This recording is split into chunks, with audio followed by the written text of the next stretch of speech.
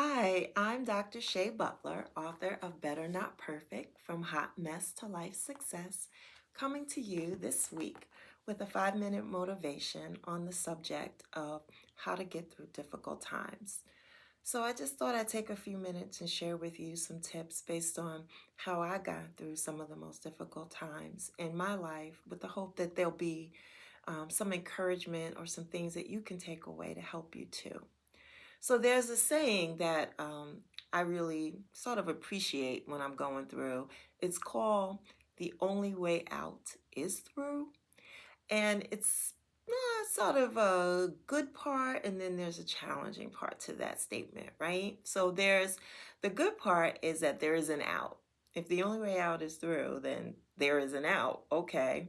The challenging part is recognizing and knowing that if I'm going to get out of this, whatever this is, whether it's anxiety, whether it's depression, whether it's, difficult, challenging times with family, with friends, at work, with what's happening in society, whatever the out is that I need to get to, well, I have to go through it.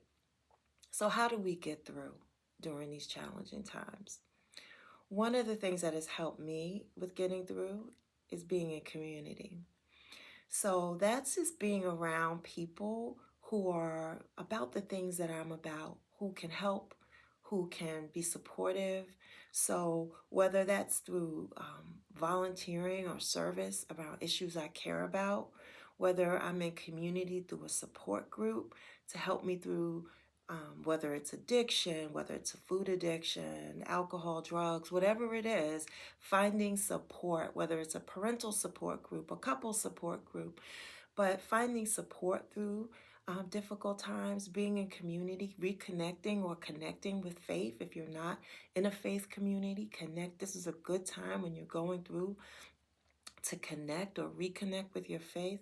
And then certainly family and friends, being around positive people. So being in community, the important thing when you're going through is to not isolate. Get out of that bed. Stop pulling those covers over your head and hiding from the world. Don't isolate, because when you isolate, all you do is rehearse the problem over and over again in your head. So we want to get you out of that and into positive community. The second thing I do is, man, I look for courage. I try to be courageous because sometimes when I'm going through, I'm afraid. And owning that I'm afraid, um, knowing it, but not staying there. Taking action and doing the things that I know I need to do to get through, but doing it even though I'm fearful. So finding courage, digging deep and finding courage, and realizing that when I'm afraid, what are the things I can control? And understanding that oftentimes the only thing I can control in this situation is me. I can't control what's happening in society. I can't control what my boss is doing. I can't control what my adult children are doing. I can't control anything in this situation but me. So, what do I need to do? What control do I need to take over my thoughts, over my actions to help me be better?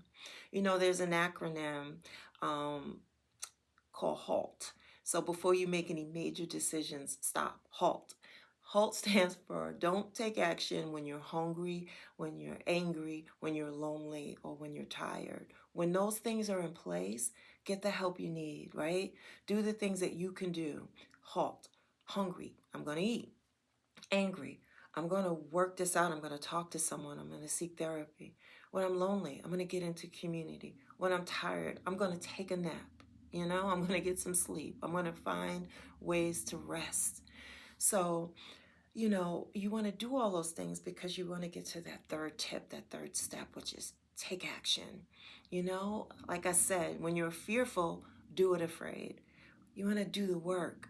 If you want to go through and you want to get out, you want to climb out. There's another saying I love. I'm going to get out of this. I'm going to get out with a shovel. Or I'm going to get out with a spoon. So I'm either going to take big steps or small steps, but I'm going to take action to get out. So doing the work, what does doing the work look like for you? Is it going back and is it finishing that high school diploma or that college degree or starting that business or relocating? What is it? What is the work that you need to do? Is it upskilling in an area? Is it working on things personally? Is it going to be, what's the help I need physically to grow and get healthy, spiritually, emotionally, psychologically? So it's doing the work. So I want you to think about those three things, and I want you to commit to one thing that you can do this week to help you on your journey through. Because if the only way out is through, know that you can do it. You can get out of this. I believe you can. Let's do it together, one step at a time. Out with a shovel or out with a spoon. Go through, get out, and be better.